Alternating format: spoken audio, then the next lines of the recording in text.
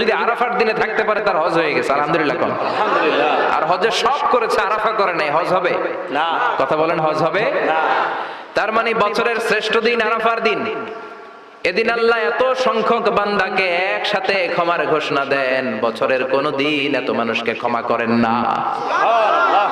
আবার শয়তান ওই দিনে এতটা লাঞ্ছিত বোধ করে, এতটা অপমান বোধ করে, বছরের কোন দিন শয়তান এত অপমানিত হয় না।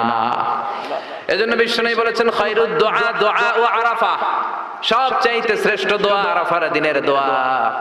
বিশ্বনবী বলেন আরাফার দিনে একটা দোয়া আমি করি, আমার আগে সব নবীরা এই দোয়াটা করতেন। দোয়াটা হলো লা ইলাহা ইল্লাল্লাহ ওয়াহদাহু লা শারীকা লাহ লাহুল মুলকু ওয়া লাহুল হামদু ওয়া হুয়া আলা কুল্লি শাইইন কাদির। সুবহানাল্লাহ পড়েন।